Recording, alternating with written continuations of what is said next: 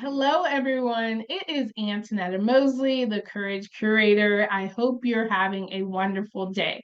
About 5 minutes ago, I just got off an amazing webinar that I facilitated for the Society for Diversity. So, shout out to Amber and the team. Thank you for having me back. It's always great to be around change agents, leaders, HR professionals, and DEI professionals. I am a certified diversity professional through the Society for Diversity, and it's great to stay connected with others who are doing this critical and courageous work. Today, the session that we had was all about courageous conversations. I'm going to screen share for a moment.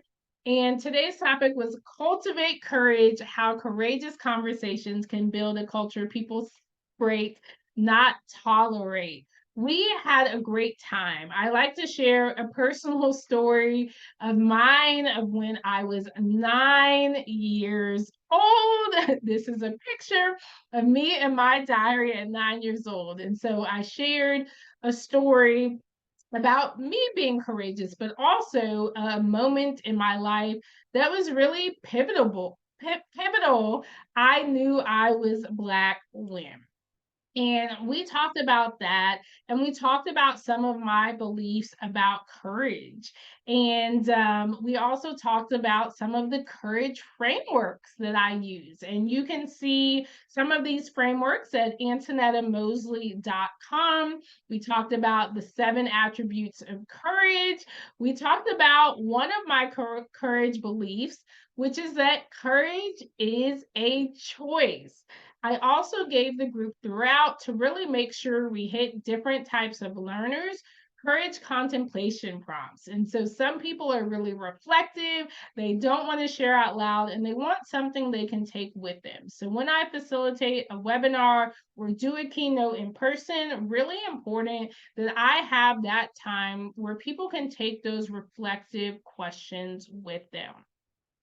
We also talked about the fact that I want courageous conversations to move from courageous to commonplace in the next 5 years.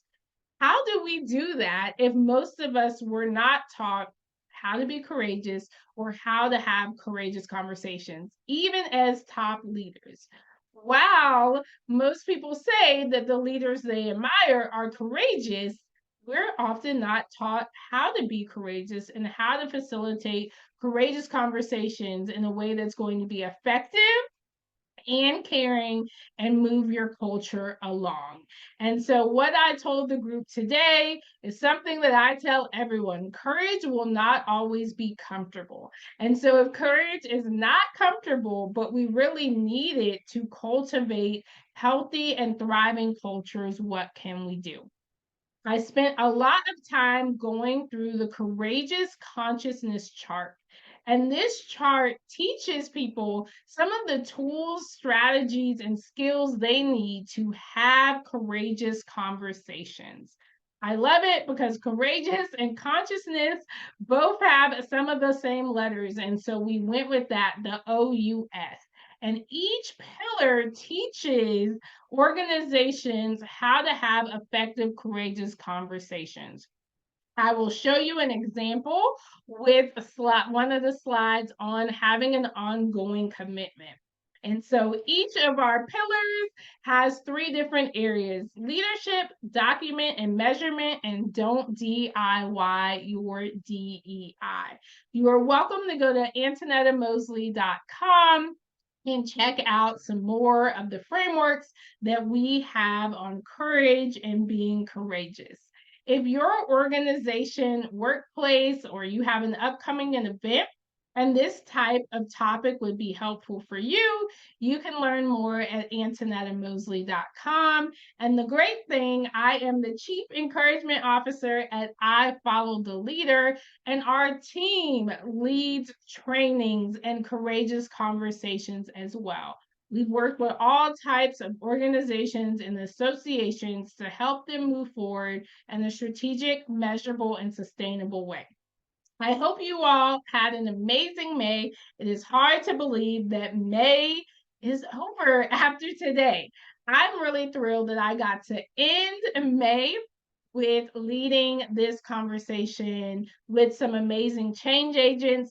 And I get to start June by leading a DEI training for Georgia Tech mentors and mentees in Atlanta. I could not choose a better way to end one month and start the other. I love teaching people the power of consistently cultivating courage. If that's something you can use personally or your team could use professionally, reach out to me and our team will get back to you. Thank you. I hope it was a meaningful May, and please make it a joyous June.